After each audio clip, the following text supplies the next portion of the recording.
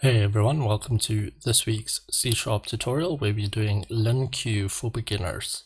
So basically linq, if you don't know what it is a query language you can use in C# to query ienumerable lists, and then you can go and filter them with where clauses, contains clauses, whole bunch of things. You can group data, you can aggregate data, and so on. A lot like you would in SQL, where you can do where clauses to find specific data.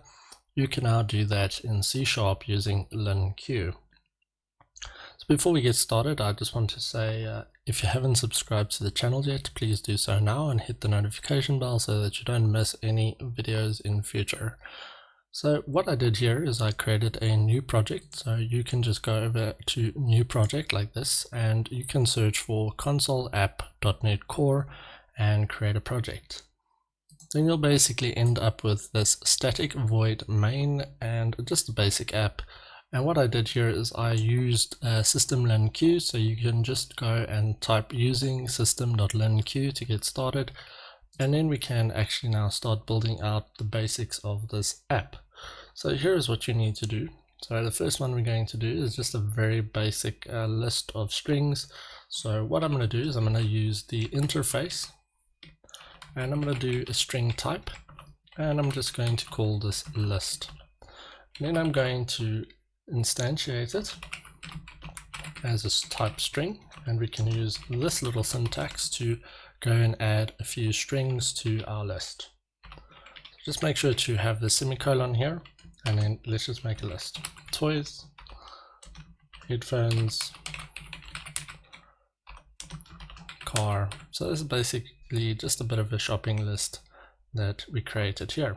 So now we can go and we can filter this down using linq. So I'm just going to create a variable called res, and we're going to filter it just by doing a select query basically. So we can say from, and we can just say str, so everything we query will basically be looking at this str, so that's the values within this list. Then we'll say in, and then we have to specify where we're going to look for it, so it's going to be in the list, so we'll specify the list. And then we can do a where condition, so we can do where str contains the word toys, and then simply we want to select str as our result. Close that with the semicolon, and now you can go and print this out. So I just want to show you before we print out the correct thing is how you can get this wrong. If you just print out a res and you run this, you'll see that it's going to give you this system linq enumerable where list iterator. And that's not what you want. So what you need to do is you need to go dot first. So that will get the first result in this list of ienumerable that got returned for us. Then you can go and save that and run it, and it will now have the word toys. So you can see that it's found the string where it contains this, and it's returned it to us. Next, what we can do is we can look at something a little bit more advanced where we actually use objects or classes, and then we can do filtering on that. So I'm going to show you a basic class I created here. It's just employee. I made everything public to keep it simple, and it's got the age, the employee number, and the name of the employee. So now what we can do, instead of strings, we can just get rid of this, and we can now replace this with employee,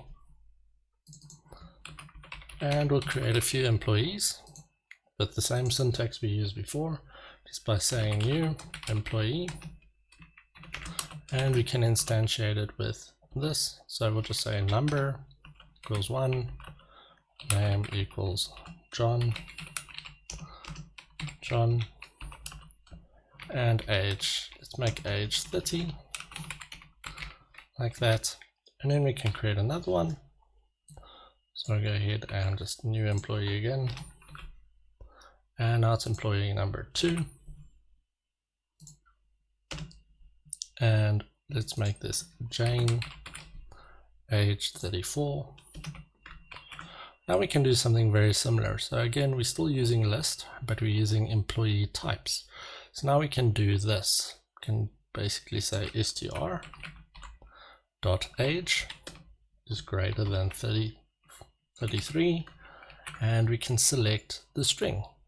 So I'm rather going to call this string employee because that's what we're actually selecting here.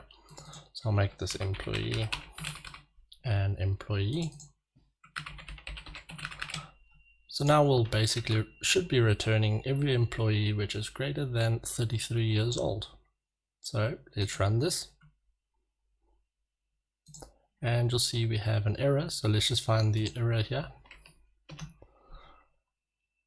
Expected a comma. It's because we don't have an equals here.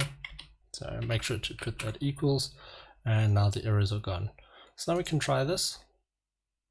And now it's basically just going to say console app2.employee, which is not what we want. So we're going to get the name, so .name, save that off, run it, and now we get Jane. Now what we can do is we can basically go ahead and say we just want all the employees which are less than 32 or less than 33 even, and we should get John. So run this. And now we get John. So that's quite simple. So you can do a where like that. Now what we want to do is we want to maybe just order this. So we'll order it by age. So to make this a bit more interesting, we'll just copy this out. And we'll make this 31. And we'll just make this Jane 2. And now we can try and do an order by. So an order by is quite simple. You'll go ahead and do this exact same thing, but you'll just add an order by to your list. Instead of that, we're just going to remove the where, just to simplify this, and then we'll do order by like this, and then we'll just say employee.age like that. And now we should get by default the descending if we set descending, so we should have the eldest person being printed first, which should be Jane. So let's run that and see what we get. So you'll see we have Jane, so we could order by our list using this linq query.